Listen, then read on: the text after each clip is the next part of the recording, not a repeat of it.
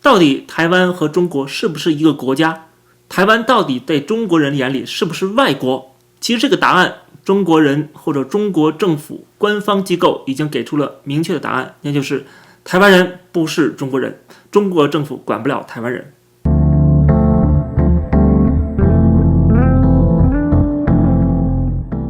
大家好，欢迎来到公子视频节目，我是公子沈。那最近我在油管的社群上面发了一个照片是台湾的劳动部曾经的一个公函，讲到外籍人士在台湾如果没有工作签证的话，是不是能够从事一些活动？那其中就包括上这个新闻媒体的访谈是可以的。但是呢，这里边涉及到一个问题，就是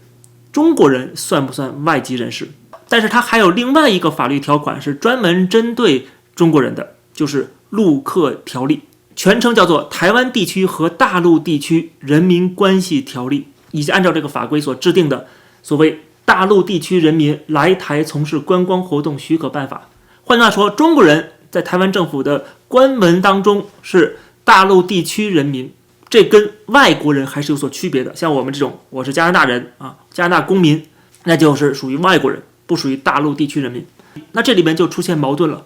就是台湾是个独立的主权国家但是呢，你中国大陆的人民也是这个主权国家的一部分，因为叫做大陆地区。可是呢，蔡英文政府很明确的表示说，中国大陆地区的人民不属于现在中华民国的国民，这就是相互矛盾的地方。所以到底台湾是独立的还是不独立的？那么这里边就有一个脱节，或者说就是它转型还没有完成。从过去国共内战一个国家两个政府然后争夺这个主导权，变成单独的台湾独立的国家。那么现在台湾是处在这个过程当中，它没有彻底的完成它的政治共同体和国族建构，但是它又不再是中国的一部分，所以就变成了现在这样的一个矛盾体但是我觉得可以理解我看到网上有人就留言说，那你中国人，那么按照大陆地区人民的这个条例不属于外国人，那你台湾就没有独立，那台独就是假的。如果真的是台独是假的话，为什么中共在天天的骂台独，天天的反对台独？如果台独是假的话，你假的话你为什么骂来骂去呢？对吧？人家不是台独是假台独很明显，中共知道这个台独是真的，只不过这个台独没有完成它的全部步骤它完成了大部分步骤，比如说民主化，对吧？台湾人自己选出自己的领导人。我说过，民主化，台湾民主化本身就是政治上的本土化，它就实现了政治上的独立。但是又由于中共对台湾的文攻武吓以及美国的牵制，就导致了台湾不能够以台湾的名义去证明，所以它是最后的一里路没有走完。但是基本上万事俱备，只欠东风了。所以说，哪怕是中国政府都几乎可以说认可了台湾是我们管不到的，是中国政府管不到的。比方说有个在中国的台湾人他很明显是支持两岸统一的，支持统一到中华人民共和国的不是那个所谓的中华民国。他在中国东方航空这个国企的 App 里边去输入身份证件，填了18码台湾居民的居住证号码，但是实名制的时候不被认证。他给客服投诉之后，东航的客服说只有中国的身份证号可以实名制，外籍人士不能实名。他还发出了他的一个身份实名的一个信息发现他没有办法进行实名认证。然后他就在网上抱怨说，原来在中国东方航空眼里，台湾人是外籍人士，就是他觉得自己是中国人，虽然我是台湾人，但是我也是中国人，但是不被中国国家的企业所承认。当然我认为这个原因可能还是因为系统没有更新，或者是没有包括进去它可能未来还是会包括进去的，因为他们目的就是要统一你嘛，对吧？所以说你拿的这个所谓台湾居民的身份证 title 上面也很明确写着中华人民共和国是台湾居民，也就是说台湾人也是中华人民共和国的国民享有同等的韭菜身份。那你说这些人不求有选举权，不求有自由民主，不求有司法独立就是让我生活好就行了。问题是你生活也没好到哪儿去对吧？中国现在经济越来越差，失业率越来越高你何苦呢？放弃台湾的身份，放弃台湾作为一个有权利有尊严的公民的身份，非要去当一个韭菜跟炮灰，何苦呢？当然了，这些人他们有自己的小算盘